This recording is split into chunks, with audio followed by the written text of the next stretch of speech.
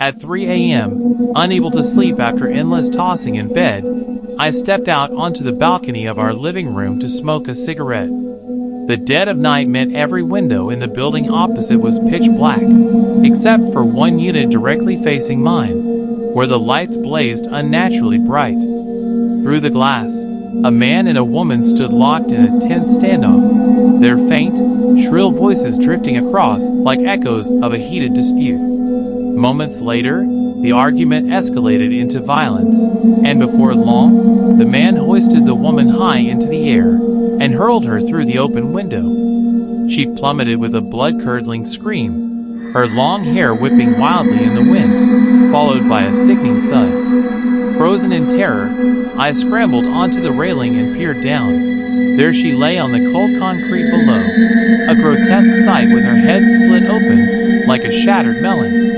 The killer in the opposite apartment, who had shoved her to her doom, was also leaning over his railing, staring at the carnage. When he lifted his gaze, our eyes locked, and to my horror, he was my exact mirror image. The shock hit me like ice water, and I let out a gasp. The man across the way seemed equally stunned, yelling something at me, but the distance muffled his words into a ghostly whisper. Could this be the legendary doppelganger I'd only read about in whispers? The idea that my double was a cold-blooded killer chilled me to the bone. Overwhelmed, my knees buckled, and I crumpled to the floor. Alex, are you okay? In that instant, my wife, Charlotte, who had been asleep in our bedroom, rushed out to my side.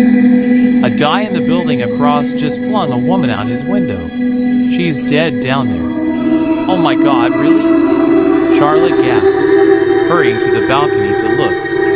Stay inside. The murderer's watching us right now, I whispered fiercely, yanking her back by the arm. Crouching behind the curtains, I dialed the authorities with shaking fingers. The resident in the opposite unit murdered a woman by tossing her from the balcony. Hurry, please! Soon, sirens wailed, and officers swarmed the scene. But the woman's mangled corpse, with its cracked skull, had vanished without a trace. A search of the apartment revealed strangers living there, not the man I'd witnessed. What the hell is this? Even kids know better than to pull pranks like this. This is straight up interfering with official duties. Impossible. Pull back, everyone. I stood there in a daze, the world spinning. Then Charlotte approached me and murmured, "You've been so stressed with that promotion test lately. You probably hallucinated for a split second." No, I watched her tumble from that balcony, saw her body smashed on the pavement with my own eyes. And that impact, it echoed like thunder. If it was that loud, I'd have woken up. You know how lightly I sleep. Stress can play cruel tricks on the mind. Darling, relax and sip some green tea. Here you go. As always, my wife handed me a steaming cup of her specially brewed green tea. She was right. Stress had wrecked my body lately, and a recent medical exam revealed issues with my liver and kidneys. Yet the nightmare from that night haunted me vividly, fueling endless bad dreams. The face identical to mine, the woman's pulverized remains, the silent mouthing of words as he shouted at me. What was he trying to say? 7 years passed. The unexplained stomach agony that had tormented me for 4 days finally eased, but now a raging fever gripped me. My chronically weak liver and kidneys were failing catastrophically, turning everyday life into a hellish ordeal. I became convinced that my slow decline began the moment I locked eyes with that killer who mirrored me 7 years prior. Folklore warned that encountering your doppelganger doomed one of you to death. Perhaps that vision wasn't a delusion, but my actual twin from another realm. Seeing me fade away, Charlotte wept frequently.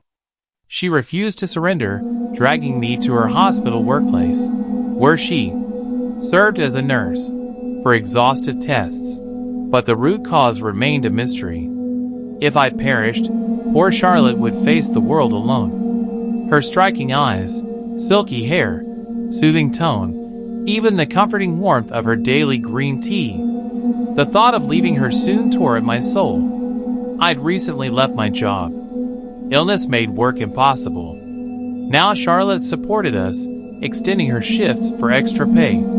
Guilt consumed me, but the pain left me bedridden, drifting in and out of sleep most days. One afternoon, hunting for pain relievers amid another brutal abdominal flare-up, I found our stock depleted. Desperate, I recalled how Charlotte's green tea often eased my discomfort, so I staggered to the kitchen, clutching my gut.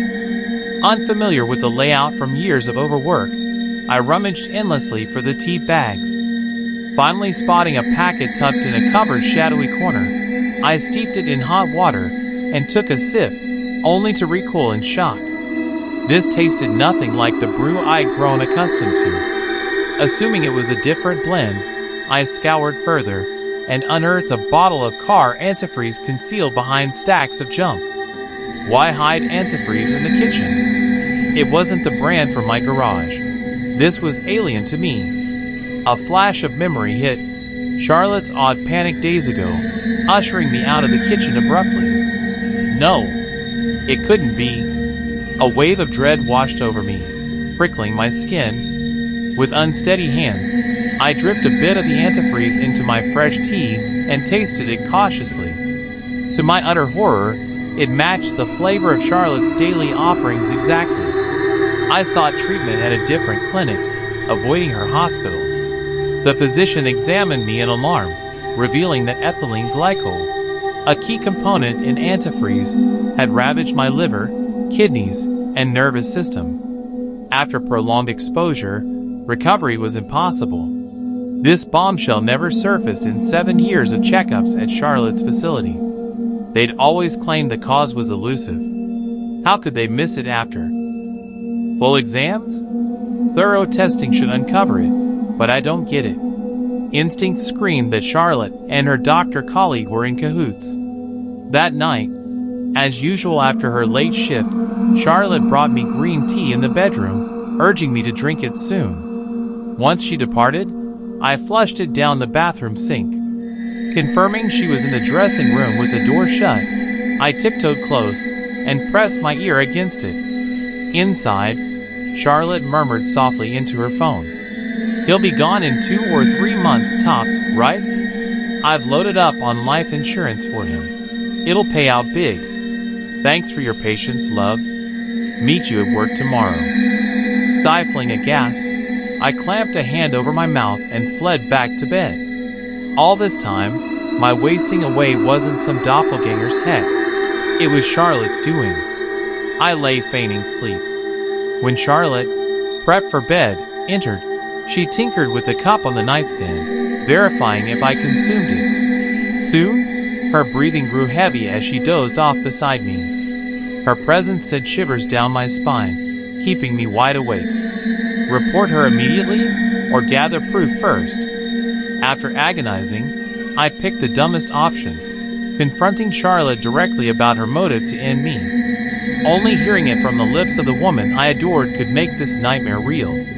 At dawn, I roused her and led her to the living room. Charlotte blinked groggily, confused. "Charlotte, I've cherished you with every fiber of my being, but why poison me?" Her face drained of color as she stammered. "Honey, what on earth do you mean? I know about the antifreeze in my tea." She feigned innocence, denying everything. "It's pointless to lie now. Once police pull your call logs with that doctor you're cheating with, your accomplice, it all unravels." Charlotte's expression twisted into something monstrous as she snarled, "You ignored a devoted wife. You slaved at work like an animal, abandoning me. We could have divorced then. No need for murder. I craved your insurance payout. Nursing isn't forever.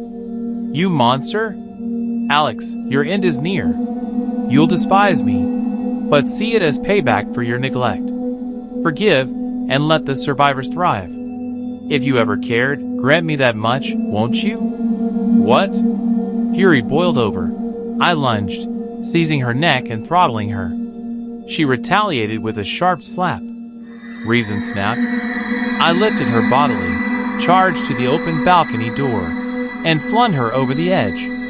She screeched as she dropped from the 11th floor, ending in a deafening crash. Numb with shock, I clambered onto the railing and gazed below.